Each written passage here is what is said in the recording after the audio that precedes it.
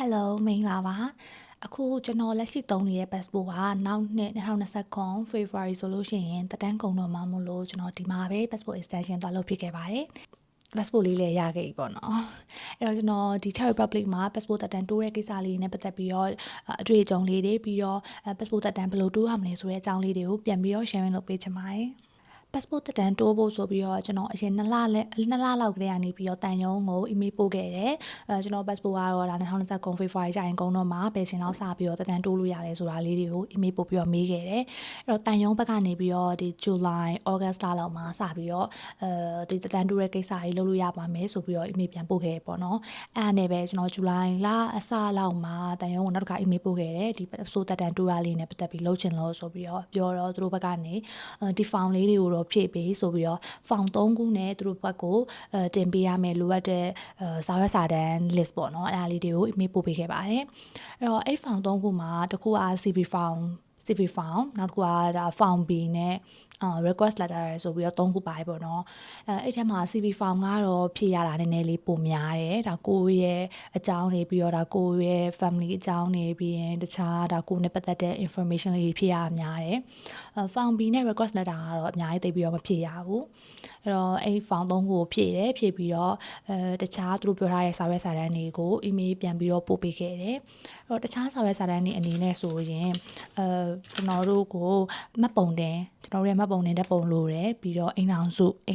Viber ပုံလည်းလက်ခံတယ်လို့ပြောတယ်အဲ့တော့အိမ်အောင်စုလိုမယ်ပြီးရင်ကျွန်တော်တို့ဒီ Czech Republic မှာရှိတဲ့ resident permit card လိုမယ်ပြီးရင် student card လိုမယ်ပြီးလို့ရှိရင်ကျောင်းကနေထုတ်ပေးထားတဲ့ school certificate အဲ့ဒါကတော့ confirmation of study ပေါ့နော်အဲ့စာရွက်လေးလိုမယ်ပြီးရင် passport ပုံ2ပုံလိုမယ်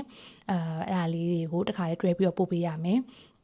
နောက်တစ်ခုကကြတော့ကျွန်တော်တို့ရဲ့ passport အဟောင်းပေါ့နော်ကျွန်တော်တို့တက်တန်းတိုးချင်တဲ့ passport မှာpassport မှာရှိရဲ့ဒီစာရွက်တွေအကုန်လုံးရှေ့ဆုံးကနေနောက်ဆုံးစာရွက်အလွတ်တွေပါမကျန်အကုန်လုံးကိုဓာတ်ပုံမဟုတ်ဘဲနဲ့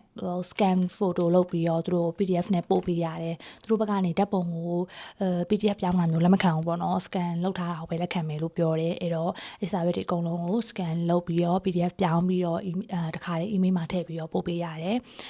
ခုနက form 3ခုရဲ့ဒီအခုပြောထားတဲ့စာရွက်စာတမ်းတွေအကုန်လုံးပြည့်စုံပြီဆိုလို့ရှိရင်တော့ email လေးကိုပြန်လိုက်ရင်ရပြီအဲကြရင်အချိန်က processing time ကတစ်ပတ်လောက်တော့ကြာပါတယ်အဲ့တော့တစ်ပတ်လောက်ပြီးသွားတဲ့ခါကျလို့ရှိရင်တော့သူတို့က appointment date ပေးတယ်ကျွန်တော်တို့ကတော့ appointment date 4ရက်ပေးတယ်4ရက်တည်းမှာအဆင်ပြေရက်ကိုလာလို့ရတယ်ပေါ့နော်အဲ့တော့ကျွန်တော်က21ရက်နေ့ကိုရွေးလိုက်တယ်21ရက်နေ့ July အချိန်ကလည်းမနက်ပိုင်း10:00ခွဲကနေ12နာရီအတွင်းတော့ကျွန်တော်ရွေးလိုက်တယ်ပေါ့နော်အဲ့တော့ကျွန်တော်21ရက်နေ့မှာဒီဘာနိုကနေပြီးတော့ Prague ကိုသွားတယ်သွားပြီးတော့10ခွဲလောက်မှာပဲကျွန်တော်အဲ့ဒီ embassy ကိုရောက်တယ် embassy ကိုရောက်တော့သူတို့ကိုဒီလိုအပ်တဲ့စာရွက်စာတမ်းတွေပြရတယ်ပေါ့နော်အဲ့ဒါပြီးတော့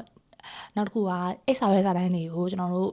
print လည်းပြန်ပြီးတော့ထုတ်ရတယ် color print ပြန်ပြီးထုတ်တယ်ပေါ့နော်အဲ့တော့ဒီစာရွက်စာတမ်းတွေကိုတစ်ခါရဲကြိုးပြီးတော့ color print ထုတ်သွားတယ်အဲ့ color print copy လေးတစ်ခုပါယူသွားတယ်နောက်တစ်ခုကကျတော့ processing fee ဒီ passport စာအုပ်အတွက် fee ကတော့ euro 50ပေးရပါတယ်အဲ့တော့ euro 50ကို cash တစ်ခါလဲယူသွားရတယ်အဲ့ဒါပြီးရင် passport ဓာတ်ပုံပေါ့နော်ဒီ license ဓာတ်ပုံ2ပုံလဲလိုတယ်အဲ့ဒါလေးတွေကိုတစ်ခါလဲပြင်ပြီးတော့ယူသွားပါတယ်အဲ့တော့ embassy ရောက်တော့သူတို့ကိုအဲ့ဒီ euro 50ရဲ့ဓာတ်ပုံ2ပုံရဲ့ပြီးတော့ခုနက copy ကူးလာရဲ့စာရွက်တွေအကုန်လုံးကိုပြတယ်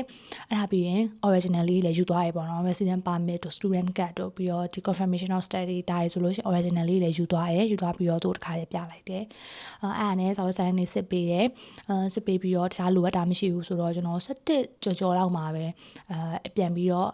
ထွက်လာတယ်ထွက်လာပြီးတော့Prague မှာတစ်ချက်မုံသွားစားပါညာလုပ်နေတော့တန်ယုံကတော့ပြောလိုက်တယ်ခဏနေကြလို့ရှိရင်ဘယ်လိုပြောရမလဲတကယ်လို့လိုအပ်တာရှိရဆိုလို့ရှိရင်ဖုန်းပြန်ခေါ်လိုက်မှာမို့လို့Prague မှာပဲနေအောင်ပေါ့ပြီးတော့ Prague ရောက်တာဆိုတော့ဟိုချက်ချင်းတော့မပြန်ဘူးပေါ့နော်ည7:00နာရီလောက်မှကားဖြတ်ထားတာဆိုတော့ Prague မှာပဲရှိနေအောင်မှာလိုအပ်ရင်ဖုန်းခေါ်လိုက်ပါလို့တခါလေးပြောထားတယ်အဲ့နဲ့နေ့လယ်စာစားနေတော့တန်ရုံကနေပြီးတော့ဖုန်းဝင်လာတယ်လက်မှတ်ထိုးစရာလေးတစ်ခုကြံလို့လာထိုးပေးပါအောင်ဆိုတော့ကျွန်တော်နေ့လယ်စာစားပြီးရတယ်လက်မှတ်သွားထိုးဖို့သွားတယ်ပေါ့နော်အဲ့နဲ့တန်ရုံရောက်တော့ကျွန်တော်တို့ကကန်ကောင်းနေတဲ့ဒီနေ့တခါလေးပဲ passport ရသွားတယ်ဆိုပြီးတော့အဲ့ဒါ passport လေးလည်းတစ်ခါရေးထုတ်ပေးလိုက်တယ်အဲ့တော့ကျွန်တော်တို့ကတော့ဘယ်နှစ်နာရီမှမစောင့်လိုက်ရဘူးပေါ့နော်2နာရီ3နာရီပဲကြာသွားတယ် passport ကတော့တစ်ခါလေးရခဲ့တယ်အဲ့ passport ရတဲ့အချိန်ကတော့တယောက်နဲ့ကြောက်နေမှတူတချို့တွေကတော့ဒါတရက်တည်းရပြီမယ်တချို့ကြောက်လည်း2ရက်3ရက်စောင့်ရတာမျိုးရှိတယ်တချို့ကြောက်လည်းတစ်ပတ်လောက်စောင့်ရတာမျိုးရှိတယ်လို့ပြောတယ်အဲ့တော့ဒါကတော့ကိုယ့်ပေါ်ပဲမူတည်မယ်ပေါ့နော်တခါလေးကြောက်လို့ရှိရင် line သူတို့မြန်မာနိုင်ငံကိုလမ်းပြီးတော့တင်ရတာမို့လို့ line မကောင်းတာမျိုးဆိုလို့ရှိရင်တော့နည်းနည်းကြာနိုင်တယ်အခုလိုမျိုး line ကောင်းတဲ့အချိန်ကြာလို့ရှိရင်တော့ပို့ပြီးတော့မြန်လေးရနိုင်ပါတယ်အဲ့တော့အဲ့နေ့မှာကျွန်တော်ရဲ့ပြီးတော့ Hungary ကကျောင်းသားတစ်ယောက်ရဲ့2ယောက်လုံးချက်ချင်းပဲရခဲ့ပါတယ်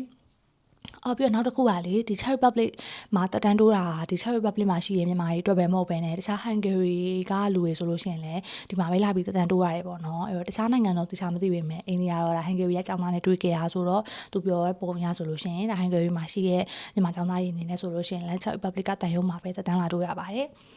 အဲ့တော့ဒါကတော့ကျွန်တော်ရဲ့ passport နဲ့ပတ်သက်ပြီး experience လေးတွေပါ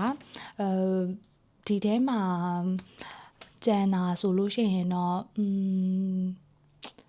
ရှိရောမရှိရောပါဘူးအကောင်လုံးလည်းတခြားနားလည်မယ်လို့ထင်ပါတယ်အဲ့တော့တခုခုမေးချင်တာရှိရဆိုလို့ရှိရင် comment မှာမေးခဲ့လို့ရပါတယ်စောင့်နေကြည့်ရှုပေးလို့ကျေးဇူးအများကြီးတင်ပါတယ် bye bye